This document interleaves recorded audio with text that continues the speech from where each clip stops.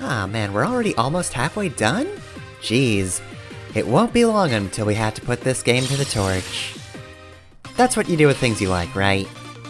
Oh well, whatever. It's Torchman.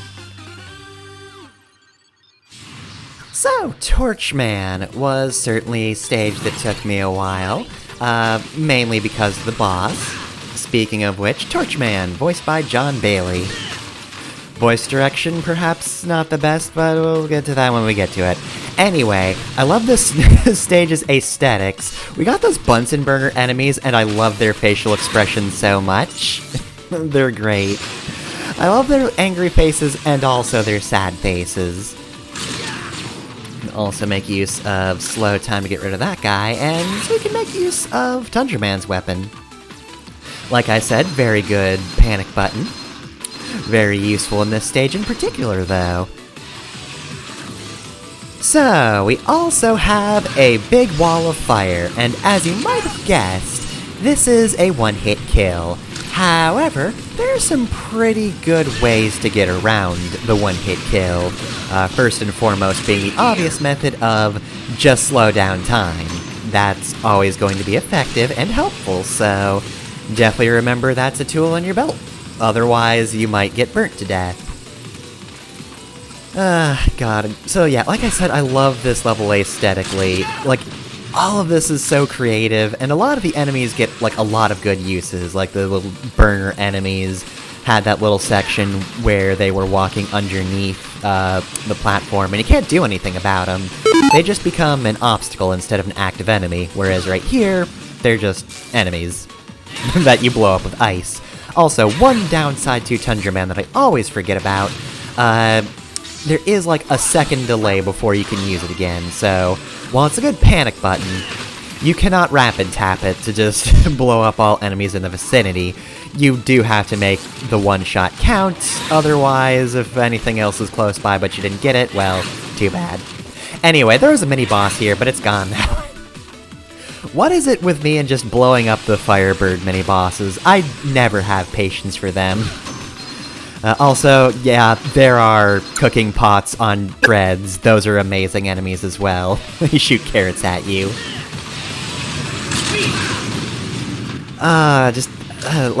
Okay, so this is definitely a tough stage, and getting used to the firewall can be tough. I feel like I had a pretty good run of the stage overall. I get hit a couple of times, but nothing too bad. I thought it was a pretty good one.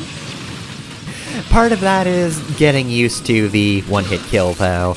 I will say, not the easiest thing to do, and that is one of the sources of all of the takes I had to do, is just that it's not easy to get used to those. It takes a lot of practice, because if you mess up, you are just dead. And also, speaking of enemies with dual purposes, much like the burners, you've also got the lantern enemies, which I demonstrated. If you kill them, you remove the light from the area, so it's one of those gimmicks. Nothing we haven't seen before in Mega Man, but, like, it's still a cute gimmick, and I like how it's flavored in this one. Though, honestly, I played the stage enough that I probably could get through here with destroying the torch. I didn't here just because, you know, I showed it off the first time, didn't really need to do it a second time. Also, I got hit for nothing, that enemy didn't drop anything. You don't want to be gung-ho about using Tundraman's weapon in this stage. I did mention that there are multiple ways to circumvent the one-hit kill, one of them being the slow motion, giving you more time to platform and better reactions. However, in addition, there is another thing you might be able to do. Of course, it's not like using Flashman's weapon to stop time. However, if you feel like you need a bit of room, just freeze the firewall, and you're good. That one actually took me a few takes to discover. I don't remember if I'd ever seen that before, but I did feel very happy when I found out you could do that. It's very helpful. Perhaps you will be a challenge. Fall to the Fist of Flame. Oh dear. So anyway, the Fists of Flame aren't really Torchman's biggest attack. Honestly, just about all of his kicks are the biggest problem. demonstrated right there as he kicked me directly in the face. I started this battle very bad at dodging. The rider kick is easier to dodge. I think the bigger problem for me in this fight is just figuring out, is he going to rider kick or is he going to normal kick? The difference between that, of course, is pretty big. If you try to dodge one, you will get hit by the other if you're wrong. In general, though, the kick is just very hard to avoid because he will just keep getting closer and closer and trying to kick you. And yeah, damn, good lure, buddy. You got me with that one. Of course, he uses power gear because it's Torchman. What else would you expect? Honestly, though, the flame rings aren't really a huge deal to dodge. They look intimidating. They're not too bad. Really, his biggest problem is the mix-up.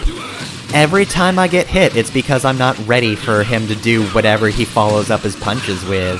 If he just does one attack, I'm fine.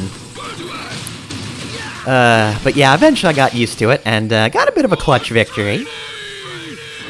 So I tried not to use E-Tanks during bosses. Before is fine, but I didn't want to use them during fights.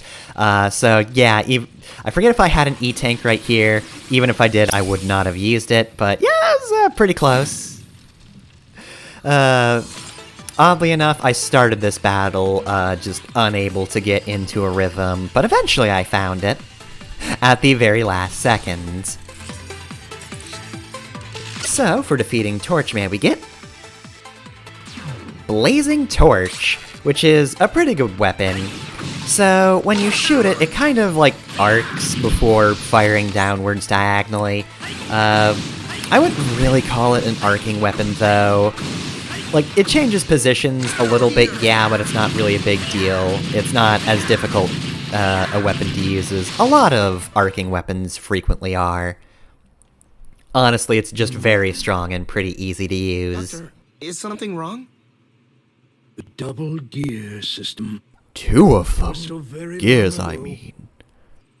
It was on that day, Wily and I had our falling out. He quite literally threw a wrench in our gears. Well, they were his We were gears. students Also, then. he didn't Each throw a was wrench in doing them robotics so much as research throw the gears in to the our ground, way. but you get the point. Each of us was passionate. That was, in about fact, not forging literal, the way actually. ahead. To a future where humans and robots might live together in harmony. By giving robots independent thought, In my they Skynet could project, be true partners to humankind at last.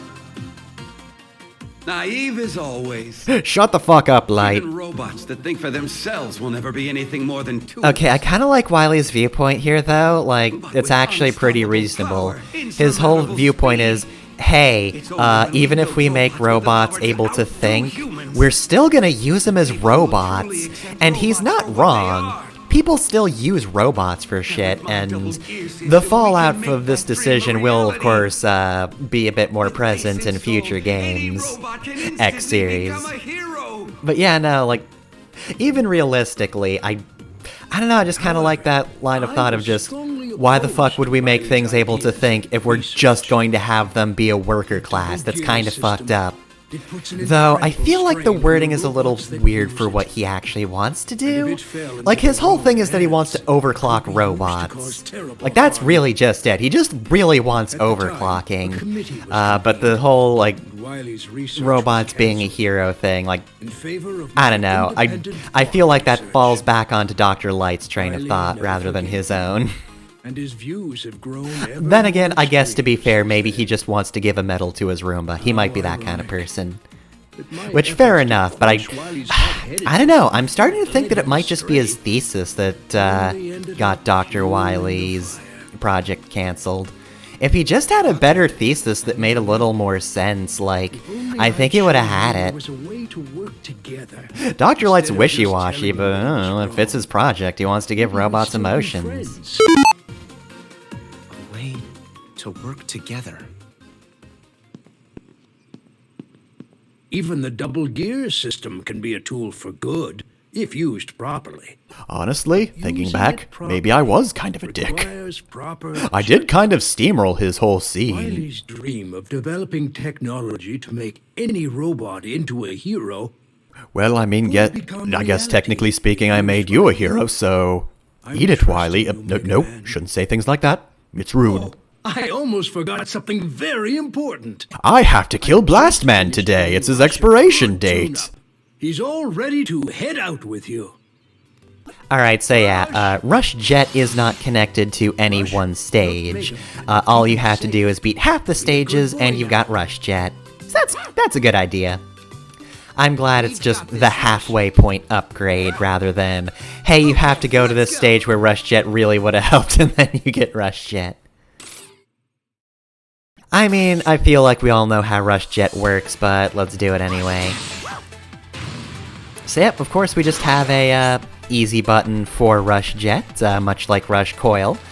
It's just real helpful and it's just, you know, it's Rush Jet. You know how this works. He flies around, he goes forward. Simple as that. You cannot use speed or power gear to improve Rush. Unsurprisingly. They did not upgrade the dog. To turn the battle in your favor. Alright, so let's see what we've got for upgrades. We've got Auto Charge Chip and Buster Plus Chip. We've also got the Shock Absorber, which is pretty good, but nothing new over here. We do have a lot of bolts to work with, so I definitely want Auto Charge. Like, Auto Charge is just real good. What if I didn't have to hold the button down all the time? I would really like that, personally. And Shock Absorber, I mean, I'm gonna be honest, I don't think the recoil's that bad, but let's just get rid of it anyway. It can't hurt. Alright, well then, that's it for this episode of Mega Man 11, so I will see you next time. Gotta say though, even with that one hit kill in the stage, I don't think this stage was torture at all.